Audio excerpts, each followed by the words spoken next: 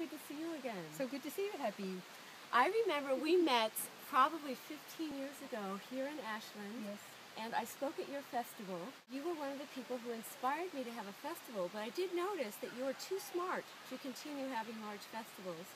And you went to more reasonable things, like becoming a researcher and an author. And I also do retreats with smaller groups of people. About how big? 30, 40. I understand you just came back from one in Canada. I came from the 16th Green Smoothie Retreat in Canada. Wow, so this is the book that inspired the green smoothie evolution. Yes. For us to get in touch with our chimpanzee genes and to go back to a more primal diet. Not that chimpanzees drink smoothies, but don't they eat about 40% greens in their diet? Yes, and they spend several hours every day chewing greens. But we humans, we invented blenders, and so we blend. So they chew. We don't have time. But it's not just for the chimpanzee genes.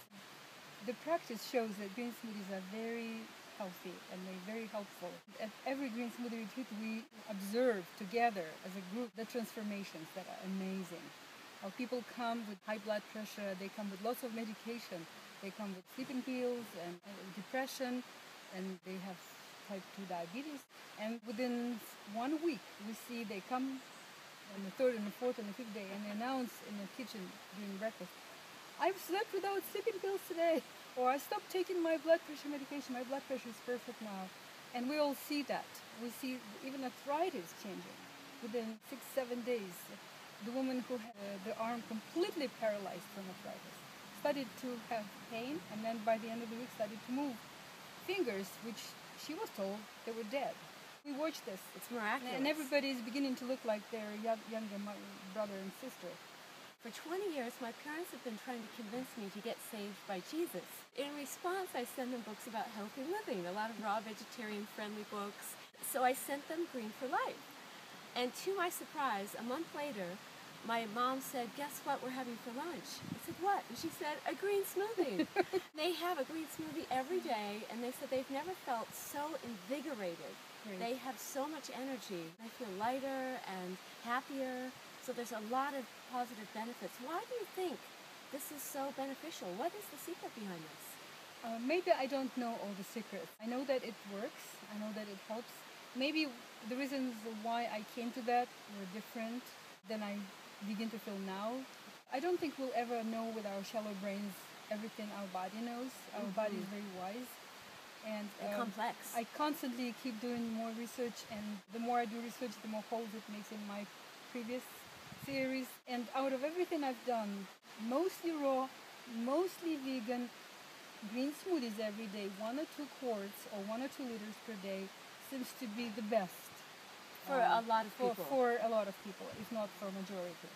Now there's always exceptions, and after almost 20 years of research, I'm wondering about exceptions. Like there's people who might not thrive on raw vegan diet, and that's why when people come to the Raw Spirit Festival, I say, right now, probably 0.5% of the USA is raw vegan friendly. And if we reach 1% or more, I would be a little bit surprised, because actually it takes a lot of discipline, and people have various body types and cultural traditions. So how do you address that? I travel a lot. I travel maybe 3-4 months out of the year or more. Where do you go? I've been to 6 continents. I haven't been to Antarctica yet. Everywhere I go, I meet with people. I talk to them. I ask what they eat and how they feel.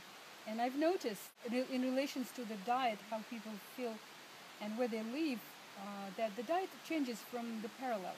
For example, in the countries like Iceland or Finland, Sweden, or northern Siberia, people eat way more meat and fish and seafood than opposed to people who live in the Mediterranean area or in Florida or California or Australia. It has to do with the latitude. It has to do with the sunshine. It has to do with the ripeness of fruit, our ability to pick up the right fruit of the tree. I met a very wonderful physicist and chemist in Ukraine. His name is Nikolai Druziak. He is 76 years old. He's a member of the Academy of Science of Ukraine. His idea is that we have too much calcium in our body. He has actually measured that. He traveled a lot.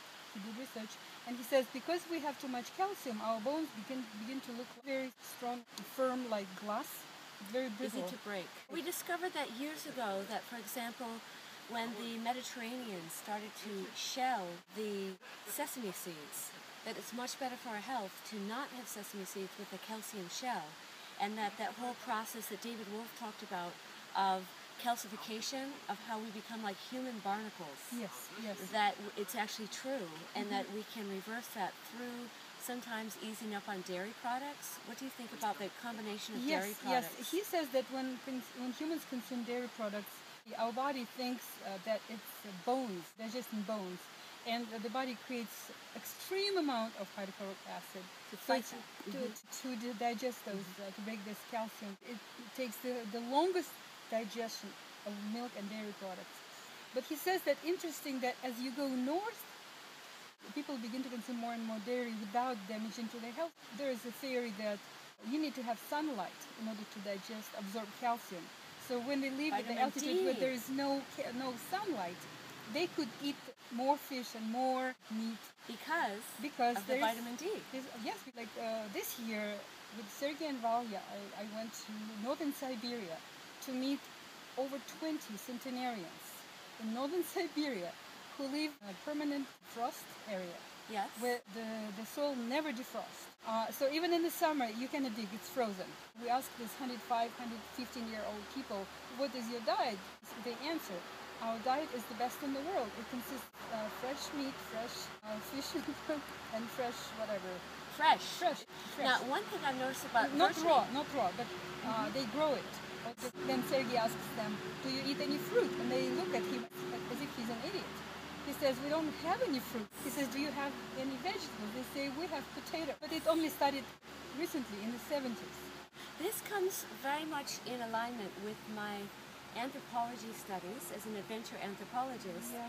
I learned that it's really about eating local and eating what's available in that region, and that people who, our ancestors, people from antiquity, only had the option to eat locally, and therefore there was never an argument about what to eat. It was we eat what's available in season. Yes, and when I went to Africa and when I went to Thailand and Australia, I couldn't find the natural group of people who would not eat any like insects, anything from animals, either seafood or insects. So I became kind of careful telling people that we must be vegans Exclusively. Because I think that people who live in very warm climates like Australia, definitely I've seen very healthy people there with my own eyes, really healthy vegans in the second generation even. But I did meet some people in colder climates who didn't look healthy at all. They were very pale, had dark circles around their eyes. They just had symptoms of B12 deficiencies despite of taking lots of supplements. I don't even know how would second generation be. So I became very careful about saying, so now I'm saying, this is why I'm saying mostly raw, mostly vegan, and lots of green smoothies. Because it seems like green smoothies help everyone. So that's more of a universal. You haven't heard a lot of complaints, digestive complaints, etc. No, I've heard very, very, very few complaints about green smoothies. Usually they either connect it to very bad blender, or people do something wrong, or they just don't blend enough, or they use unripe fruit. But the beauty is, it's hard to do it wrong, because you can almost add anything in. Well, is that true? I was surprised to know that sometimes they still make it horrible. Yes, and there are different variations. Some people try to add dairy to it, so chocolate and whatever, oils. I insist that it has to be 3 ingredients, water, fruit, and greens. Now, what do you think about GMOs, and what can we do about GMOs on a personal level? Nobody pushes yet into our mouth GMOs or aspartame or MSG. Nobody just says, hey, let me just feed you with that. We buy them with our own hard-earned money, and we put this in our and our children's mouths with our own hands. So we shouldn't do it. We need to realize that food industry are at war with us because we are on the other side. Food industry is at war with us.